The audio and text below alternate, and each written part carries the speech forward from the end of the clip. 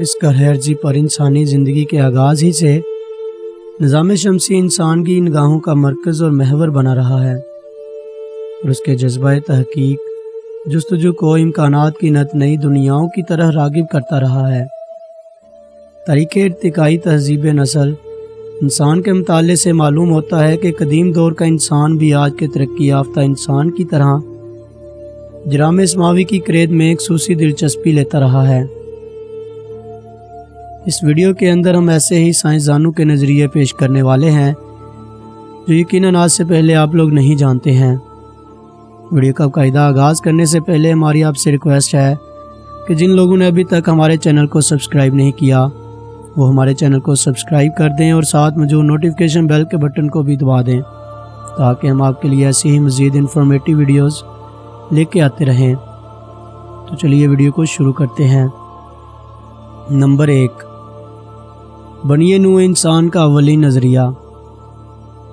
دوستو، معلوم طریق انسانی کے مطابق تہذیب انسان کی ابتدا دجلہ فرات کے 2 آبے میسوپوٹامیہ اور مصر میں پروان چڑھیں۔ تاریخ ہمیں بتاتی ہے کہ قدیم انسانی معاشروں کے لوگ مظاہر فطرت کی پرستش کرتے تھے۔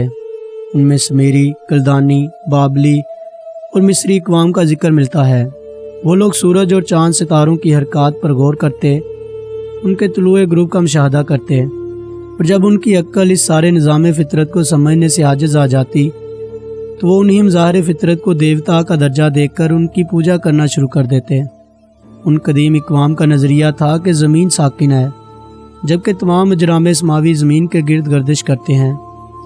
سورج کے طلوع غروب سے سادہ ذہن یہی نتیجہ اخذ کر سکتا تھا کہ سورج کی زمین کے گرد گردش سے دن رات پیدا ہوتے ہیں۔ نمبر 2، فیثاغورس کا نظریہ۔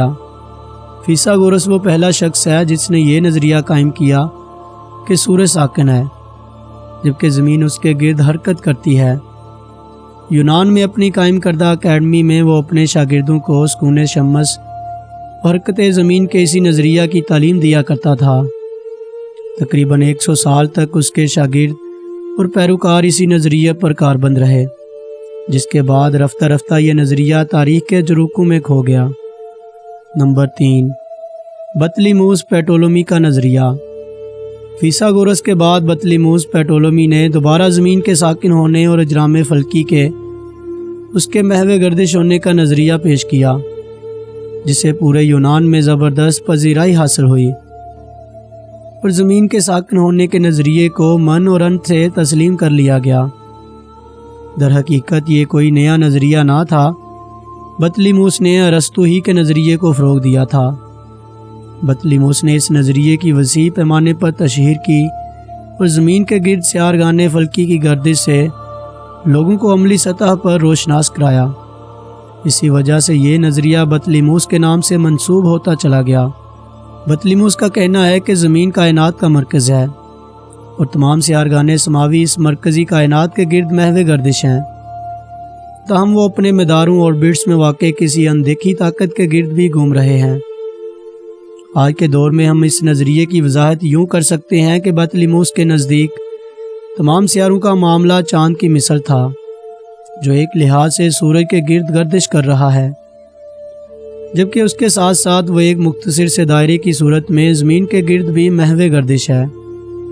بالکل اسی طرح بطلیموس کے خیال کے مطابق تمام سیارے زمین کے گرد گردش کے علاوہ اپنے اپنے مدار میں موجود کسی اندیکھی قوت کے گرد بھی چھوٹے چھوٹے دائروں میں گردش کر رہے ہیں۔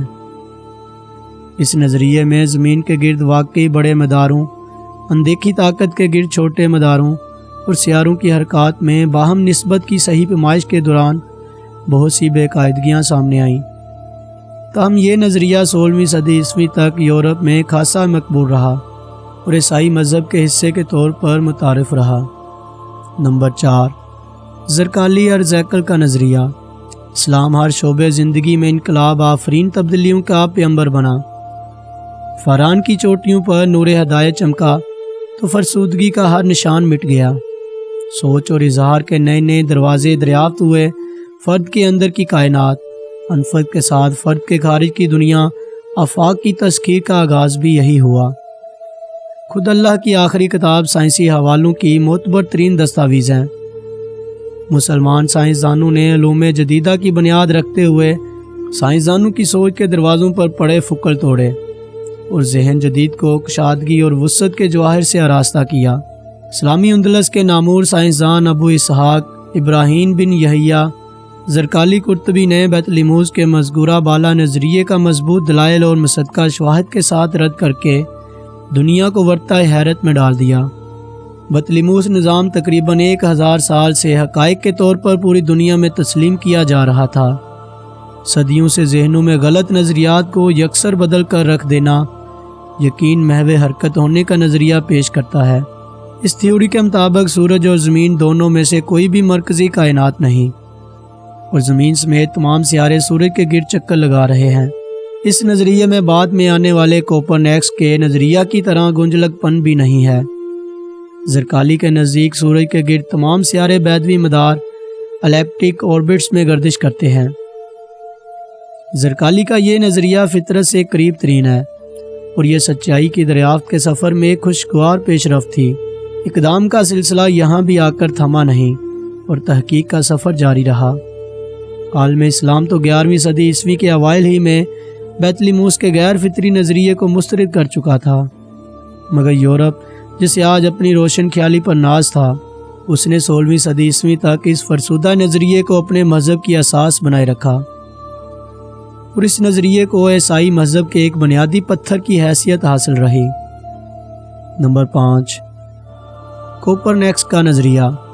کوپرنیکس 1473 عیسوی تا 1543 عیسوی تک زرخیز ذہن کا مالک سائنسدان تھا۔ اس نے 16ویں صدی کے آغاز میں بیت لموز نظریے کی حرافات پر سے پردہ اٹھایا اور اہل یورپ کو اس نظریے کی فرسودگی سے آگاہ کیا اور حرکت زمین کا نظریہ پیش کرتے ہوئے یہ ثابت کیا کہ اس کرہ ارضی سمیت تمام سیارے سورج کے گرد چکر لگا رہے ہیں۔